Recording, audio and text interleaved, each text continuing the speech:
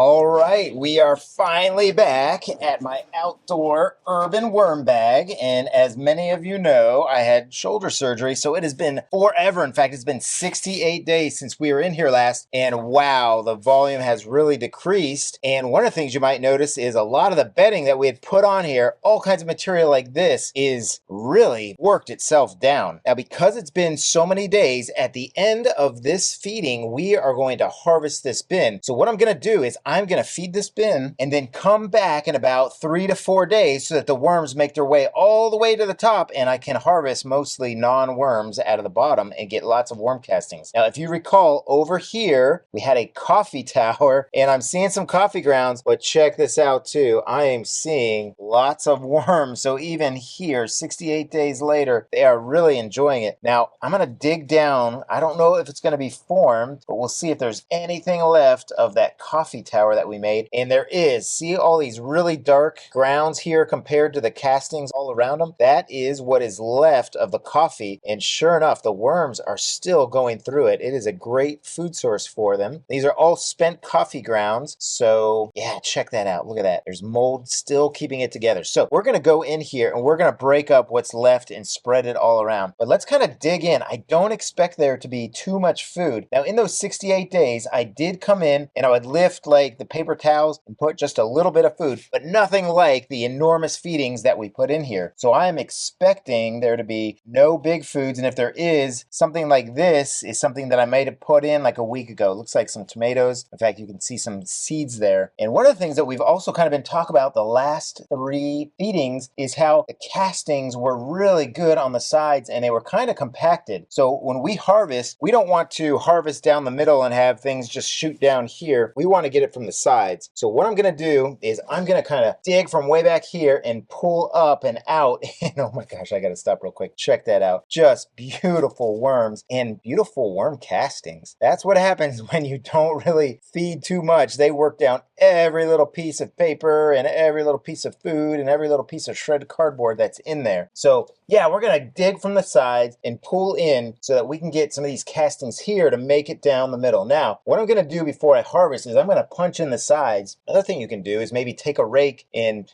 kind of go in from the sides like that. But that is just something that I need to work on because I'm still learning how to run this bin after almost a year and a half. And this isn't a bin that you're going to have to constantly maintain like that, but I just want to get it to peak efficiency and I want to see how I can make this really good and make sure that when I run it in the future, I'm running it with the least amount of work for me. And as I pull in here, I am feeling some hard things, and that is a peach seed right there, which just will never get broken down in kind of my patience time frame. I've had a peach seed in my other bin for about 3 years and still nothing. Usually take pliers to these. So let me just kind of dig around some more and then we will set up for our next really big feeding to feed all these beautiful worms that have just been doing such a good job while I've been healing my shoulder. You missed a cranberry popper.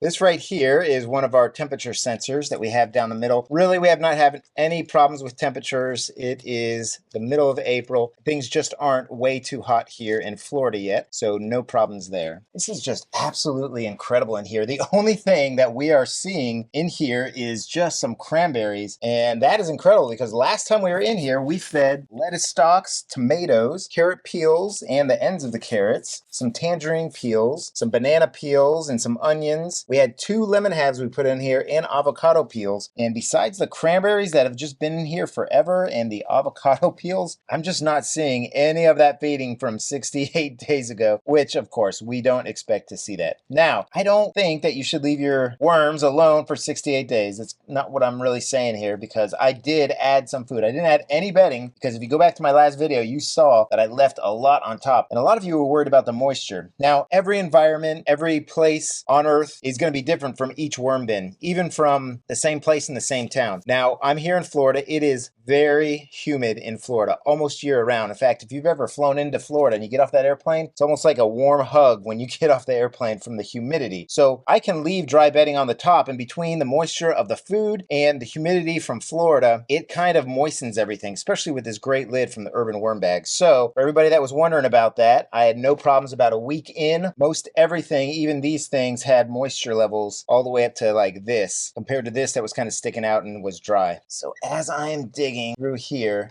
I am just seeing so many worm castings. This is going to be a great harvest. Now, as I stick my hand way down here, it looks like I'm super deep. I'm probably only about halfway down. So when we do harvest, we're going to be doing some pushing on the sides in order to kind of break things up. But I think for our feeding, I think we're good. I'm just going to kind of take some of this stuff right here, and this looks like actual plastic. I am not sure what that is. Maybe a tea bag or something. But yeah, let me gather some of this stuff and we'll put it in the middle, and then we will give a huge mungus feeding for these worms. They're going to be so excited to get it. That is for absolute sure. So every time I feed my worm bins, I put in some more bedding. And if you check out this bedding that we have here, this is super shredded cardboard here. And I have a 12-sheet cross-cut micro shredder that gets it this small. And I've got a secret. If you want to learn how to get tons of shreddings like this, all you have to do in order to get a bag full of shreddings like this is get your mother or mother-in-law a 12-sheet cross-cut micro shredder, and she will be happy to shred it for you and bring it to you in a big bag like that. So that's what I do. I do not have to take the time to shred this cardboard because I've got an awesome mother. She was so excited to get me all this shredded cardboard that she sent me a video of her doing it. It also helps that she has more energy than any woman that I know of her age. So this was a very meditative process for her to shred all this shredded cardboard for us. In addition to that shredded cardboard, I'm just going to put in some of these cardboard rolls and napkins and paper towels from my scrap cardboard box that I have. And we're just going to use the juicy food that we have to kind of wet this down. I will undo these napkins because they will tend to mat down. In fact, you usually don't see me put paper into my worm bins as bedding because what ends up happening is those little pieces of paper kind of stick together and the worms don't really bother to try to get through them. So there we go. What's going to happen is we're going to put lots of previously frozen and now thawed out food on here. So here's the first batch. We got a lot of bananas. We actually have some Cheeto. This is from my saltwater fish tank, and I've rinsed it out to try and get most of the salt out of it, but they're going to get some algae. And then here we go. Looks like we got a lot of frozen vegetables. This is from my garden, some red Russian kale. Got some lettuce stalks. We got some bananas. The sticker will come off. They'll eat all around that, and then I'll eventually get the sticker out. We eat lots of bananas, so we've got lots of banana peels, and occasionally we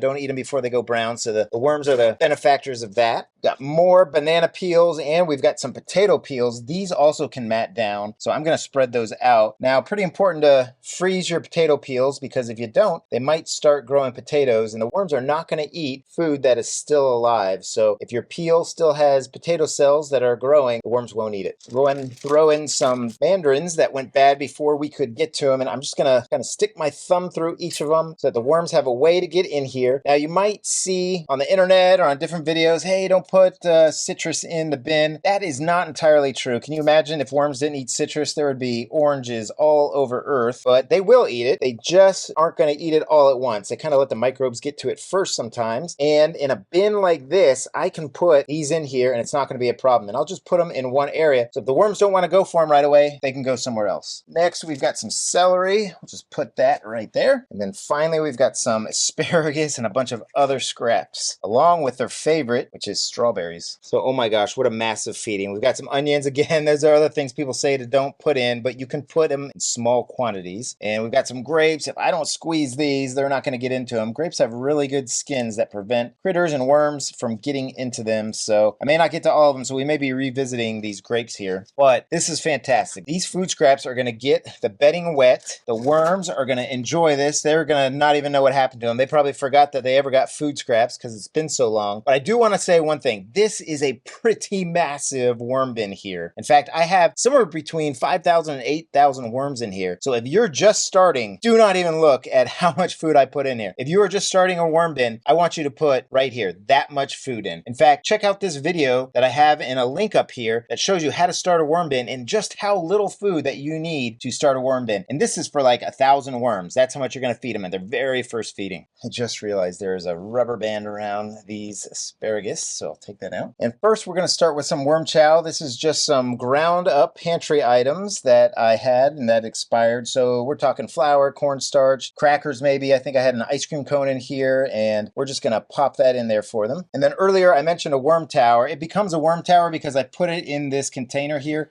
and it kind of forms a tower. So I've had a lot of these piled up in the last 68 days. So we're going to give them a pretty good amount of ground coffee or spent coffee. And there's also some tea leaves in there as well. I think you meant to say coffee tower. You keep saying worm tower. Oh, man. And the executive producer did a good job of correcting me. I keep saying worm tower. I mean coffee tower. That is a tower of coffee. But this is just some eggshell grit that we put in, and the worms go for it super quick. And they use it to grind up the food in their gizzard. Wow. So there we go. There's our huge feeding. I'm just going to empty the rest of this box of bedding. And I will see you in about 2 to 3 days. But it's going to take you just this quick to see me.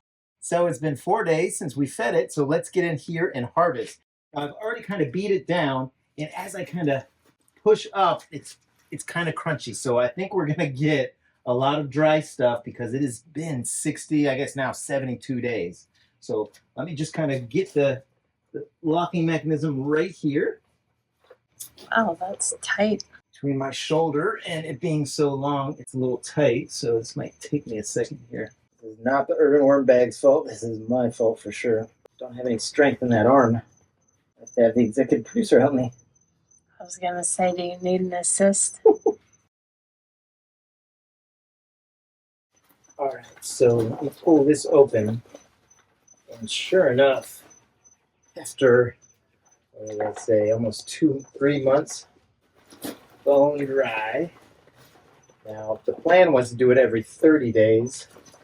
That did not happen. Okay, now I'm getting some wet stuff. And I'm going to have to do this with my left hand. I've got the glove on the wrong hand for sure. Now, I am seeing some worms. I'm a little surprised because I thought, after not feeding so long, I'd see no worms, but you're going to see some worms. I guess it's not as much as we had previously. One of the things I do want to do is kind of get up into the sides if I can. And I'm going to pull out a whole bunch because normally I would have harvested probably 3 times between now. Of course, I would have fed it a lot more.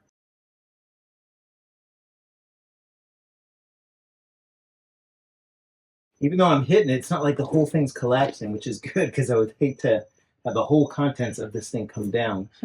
But like we showed on a couple other videos, a lot of the castings were kind of getting stuck right there. I don't want that to happen. Right now I'm just trying to dig up near the sides, get some of this out. Like I said, if this is the first time you're seeing me harvest, this is not my normal harvest. I had shoulder surgery, so I have not been able to manage this bin for about 3 months. So this is a harvest 3 months. All right, I think that's what I'm gonna get out of it. So I'm gonna put this back. Just kind of pull the zip ties so this hole right here is as small as can be. That worked much easier than coming this way, I think, because I got it loosened. So let's see what we got here. Check that out. Pretty good looking castings as we expected. A couple big things. We've got some avocado pits, or I'm sorry, avocado skins. And I thought I saw a mango seed in here somewhere. But other than that, we're looking pretty good. I do see the occasional cranberry right there and there, but that's okay. So what I'm gonna do is I am just gonna let this sit out for probably about 24 hours, and then I'll sift it with the trays for my vermi hut, because they're about a 1/4 inch sifter just by using the tray. And then check this out. I probably have 25 pounds of castings right here.